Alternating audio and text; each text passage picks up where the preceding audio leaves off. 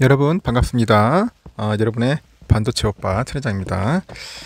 이제 또 오후 시간이 다가왔어요. 늦은 시간인데 퇴근 무렵일 것 같습니다. 신나는 금요일 재미있게 즐겁게 보내시기 바래요. 항상 트레장과 함께하는 아름다운 우리 구독자분들이 많았으면 좋겠습니다. 트레장 여러분, 그래도 여러분들에게 진심 어린 마음으로 방송하는 겁니다. 저는 뭐 제가 막 장난하는 것도 아니고 지금까지 한결같이 해왔어요. 제 방송을 들으신 분은 알 겁니다. 지금까지 제가 한 7,000개 이상을 올렸는데, 여러분 방송을 7,000개 이상 한다는 게 쉬운 게 아니에요. 조만간 한 7,500개 되겠나? 하루도 안 빠지고 했습니다. 하루도 안 빠지고 목이 터져 나가라 쉬는 날도 많았어요. 그래도 좋으신 분들이 또 찐팬분들께서 또 목 관리 잘하라고 가끔마다 한 번씩 보내주시더라고요. 무슨 그 도라지청 같은 거 보내주신 분도 있고, 하여튼 여러분들 커피도 보내주신 분도 있는데 늘 감사히 잘 먹고 있고, 앞으로도 많은 응원 부탁드리겠습니다.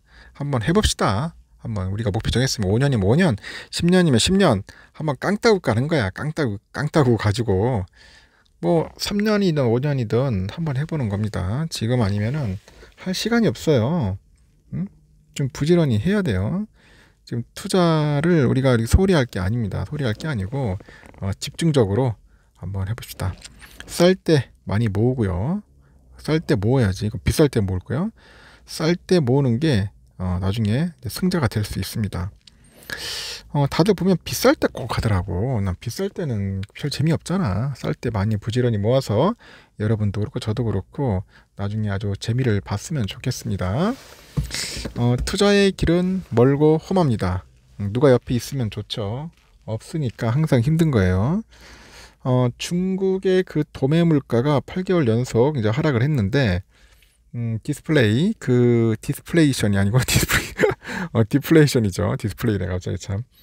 디플레이션이 그 지속이 되고 있고, 고령화와 인구 감소까지 겹치다 보니까 과거에 일본처럼 장기 불황으로 빠질 수 있다는 그런 경고가 있어요. 장기 불황. 그런 경고가 나오고 있으며, 중국의 국가통계국은 5월 생산자 물가지수의 그 전년 동월 대비 상승률이 마이너스 4.6%로 집계됐다고 이제 발표를 합니다. PPI는 금속, 연료, 그 섬유 등 주요 원부자재하고 공산품의 출고 가격으로 이제 구성이 되는데, 중국의 그 PPI 상승률은 지난해 10월에 1.3%를 나타내면서 코로나 사태 충격이 그 이어지던 2020년 12월 이후 22개월 만에 이제 마이너스로 이제 떨어진 거죠.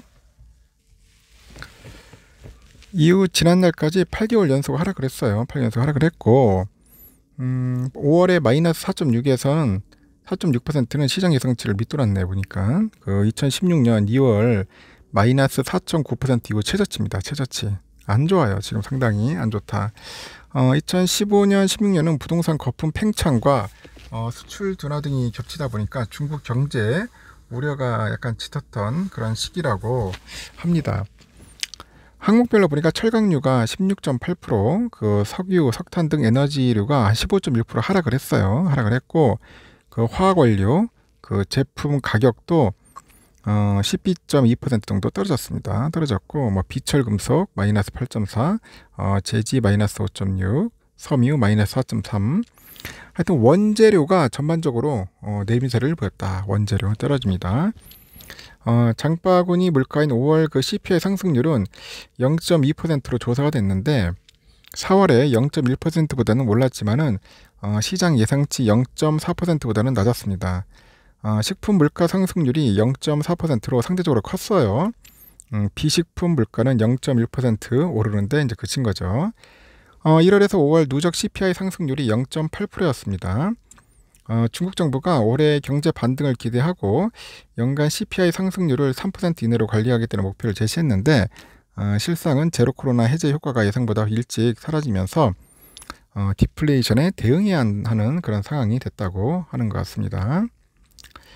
중국이 지난 7일 발표한 5월 수출하고 수입도 모두 전년 동월 대비 감소하는 등 중국 경제의 활력이 급격히 떨어지고 있다고 합니다.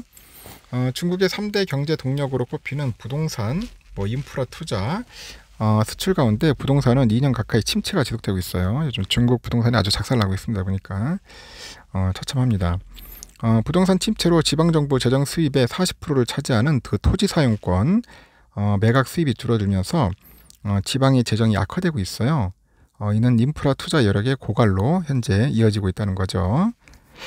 시티그룹은 중국의 현재 상황이 1990년대 부동산 거품 붕괴 이후 장기 불황을 겪은 일본과 약간 비슷하다, 그렇게 분석을 하는 것 같아요. 부동산은 인프라하고 수출을 기반으로 성장 과정이 우선 닮았다는 그런 지적도 있습니다. 그리고 빠른 고령화 그리고 인구 감소로 노동력과 그 소비 성향이 떨어지고 있어요. 그리고 한계 기업이 은행 빚에 좀 비존해서 의존해가지고 연명하고 있다는 점, 그리고 미국과 무역 분쟁을 벌이고 있다는 것, 하여튼 장기 불황을 전망하는 이유들입니다. 그리고 시중 유동성이 부동산과 주식시장에만 머물고 기업으로 흐르지 않고 있다 보니까 통화 정책이 효과를 내지 못하는 유동성 함정 상황이라는 부분도 공통점으로 이제 제시되는 것 같아요. 유동성 함정. 그래가지고 그 런던 정경대 교수가 그래요. 중국은 국가의 강력한 통제로 대형은행 파산 같은 금융위기가 이제 발생할 가능성은 낮지만은 통제가 강한 만큼 민간 기업의 활력이 떨어지고 있기 때문에 일본보다는 심한 불황을 겪을 수 있다고 합니다. 일본보다는 심한 불황을 겪을 수 있다. 그래서 중국의 인구는 지난해 61년 만에 처음으로 이제 감소를 했습니다. 처음으로 감소를 했어요. 작년 신생아 수가 956만 명인데 49년 건국 이래 처음으로 1000만 명 아래로 내려갔네요. 올해는 800만 명 정도 깨질 거로 한다. 800명 정도 깨질 것 같다. 이것도 애를 안 낳네 보니까. 좀 큰일입니다. 그러니까 중국의 생산 가능 인구가 16에서 59세까지 일단 전체 인구에서 차지하는 비중이 2010년에 74.5에서 20년에는 68.5%로 지난해는 62%로 막 떨어집니다. 그러니까 생산 가능 인구가 점점 더 떨어진다. 이에 따라서 중국이 그 GDP에서 미국을 추월할 것으로 예상하는 시점도 계속 늦춰지고 있어요. 영국의 이코노미스트 인텔리전스 유닛은 지난 7일 미국이 중국을 역전하는 시점을 2039년으로 제시를 했는데, 이는 작년 5월 예측한 2032년보다 7년 후가 됐다. 후퇴했다. 뭐 그렇게 보면 될 것 같아요. 투자하는 골드만삭스도 2011년 26년으로 예상한 역전 시점을 작년에는 2035년으로 바꿨어요. OECD에서 2025년에서 2030년으로 늦췄다. 점점점 어려워진다. 그래서 중국이 예전 같지가 않아요. 상당히 지금 침체다, 위기다, 뭐 그런 이야기들이 좀 많이 나오고 있는 것 같습니다. 미국하고 싸워서 이길 수는 없는 것 같아요. 내가 볼 때는 아무리 뭐 공산국가라고 하더라도 자유주의 국가인 미국과는 힘들 것 같다. 근데 시진핑이 뭔가 수를 하는 히든카드 아니면은 뭐 뾰족한 묘안을 한번 제시를 해야 할 것 같습니다. 그래야지만이 중국이 살아날 것 같고, 현재 중국 투자한 개미들 상당히 좀 힘들 겁니다. 하여튼 고생들 많이 하고 있어요. 하여튼 참아봅시다. 여기까지 하겠습니다.